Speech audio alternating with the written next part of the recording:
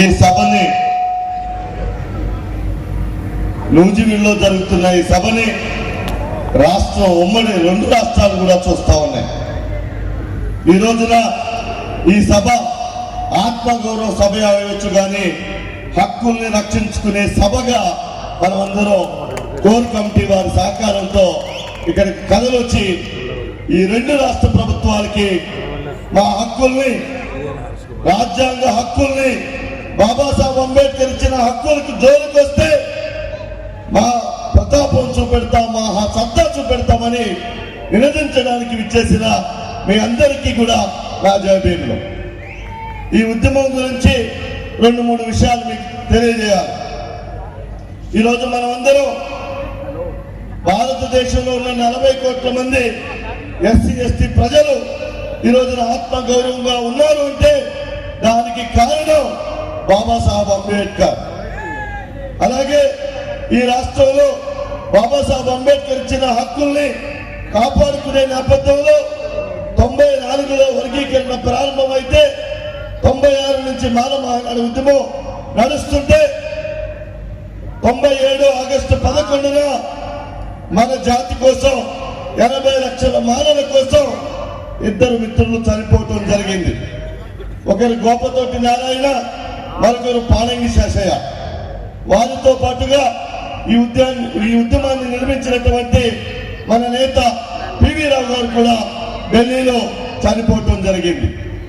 అలాగే ఈ ఉద్యమ క్రమంలో అనేక మందిని మనం కోల్పోవటం జరిగింది.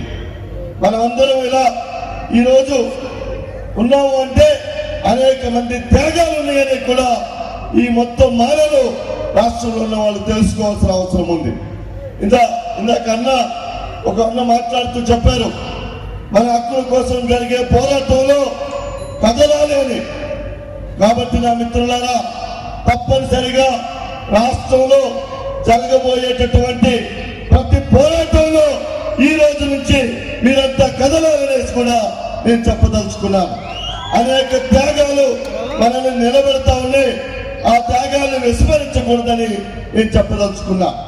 నూజివీడులో ఒక కథ పుట్టింది మానవుల కోసం. ఆ కథని 1 నిమిషం చెప్పి తర్వాత 2 విషయాలు చెప్పి ముగిస్తాను.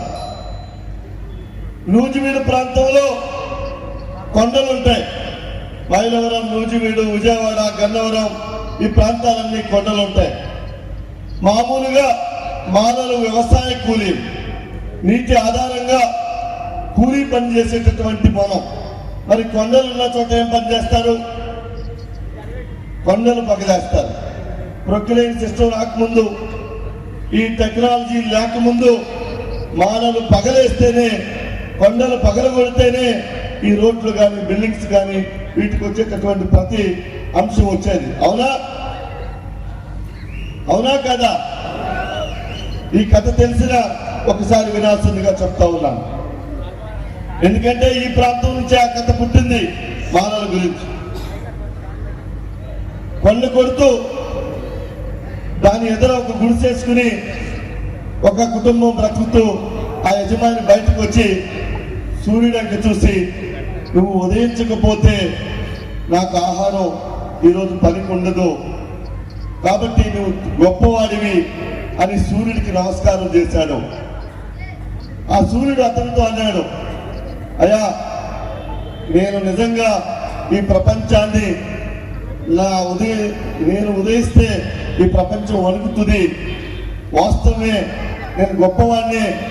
కానీ ఒక మబ్బు ఉంది, ఆ మబ్బు నాకు అడ్డం పడితే నేను కనిపించను, నీకు వెలుగునివ్వను, కాబట్టి నాకన్నా గొప్పవాడు ఆ మబ్బుకి నమస్కారం పెట్టాను అన్నాడు.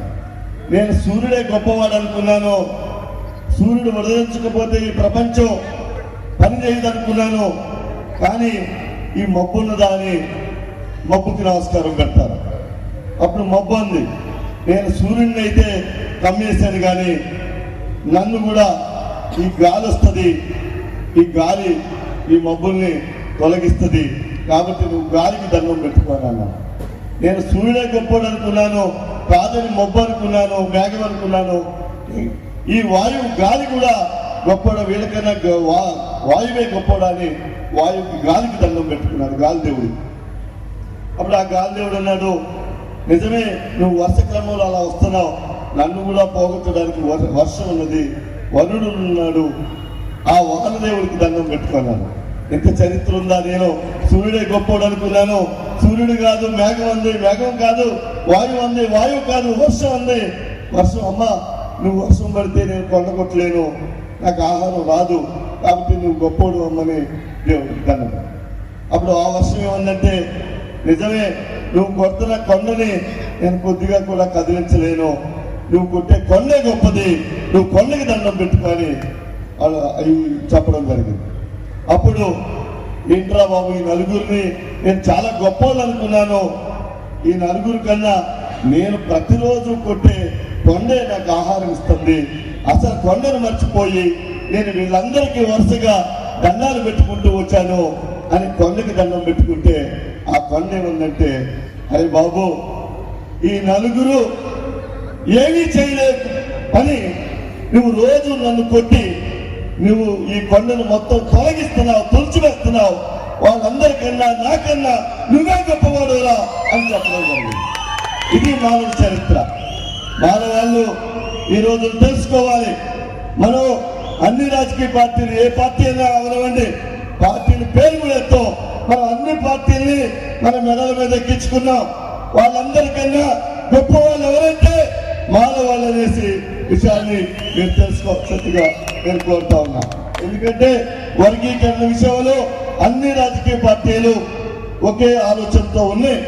కాబట్టి నా మిత్రులారా, ఈ రోజున మరి బాబాసాహెబ్ అంబేద్కర్ కోరుకున్నట్టు నా ప్రజలు పాలితులు కాదు పాలకులుగా చూడాలని కోరుకున్నాడు అంబేద్కర్. ఆ దిశలో ఆంధ్రప్రదేశ్ లో కూడా మనం ఆలోచన చేయాలి. ఈ రోజున రిజర్వేషన్ల విషయంలో తెలంగాణలో మొత్తం ఎమ్మెల్యేలు పోరాటంలోకి వచ్చారు. ఆంధ్రప్రదేశ్ లో ఉన్న ఒక్క ఎమ్మెల్యే కూడా రాలేదు. వాళ్ళకన్నా ఇక్కడ ఉన్న కోర్ కమిటీలో ఉన్న వాళ్ళే గొప్ప వాళ్ళనే విషయాన్ని మీకు చెప్పదలుచుకుంటారు.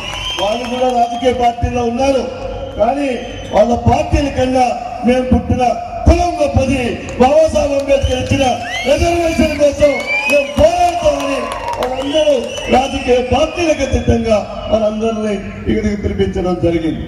కాబట్టి ఈ రోజున ఉత్తర భారతదేశంలో 4 సార్లు ముఖ్యమంత్రి చేసిన బహుజన్ సమాజ్ పార్టీ మాయావతి నాకు ముఖ్యమంత్రి కాదు, రాజకీయాలు కాదు, మా బాబాసాహెబ్ అంబేద్కర్ ఇచ్చిన రిజర్వేషన్లు ముఖ్యమని రాజకీయ పదవులు వేసి రోడ్డు మీదకి రావడం జరిగింది.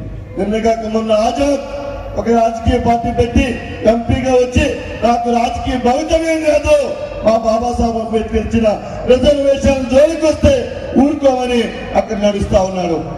చిరాగ్ పాస్వాన్ చిన్నవాడు, పాస్వాన్ కొడుకు బీహార్ లో మనం ప్రతినిధి, అతనికి పిలిచి మంత్రి పదవి ఇచ్చింది. ఈ మంత్రి పదవి నాకు అవసరమే లేదు, రిజర్వేషన్ల పరిరక్షణ కోసం ఉంటామని చెప్పడం జరిగింది. అలాగే అతావలే ఆర్పిఐ మంత్రి పదవి ఇచ్చింది, నాకు అవసరం లేదండి. ఆంధ్రప్రదేశ్ లో ఉన్న ఎమ్మెల్యేలారా ఎంపీలారా ఆ నలుగురిని చూసి సిగ్గు తెచ్చుకోండి అని నూజివీడు నుంచి నేను పిలుపునిస్తా ఉన్నాను.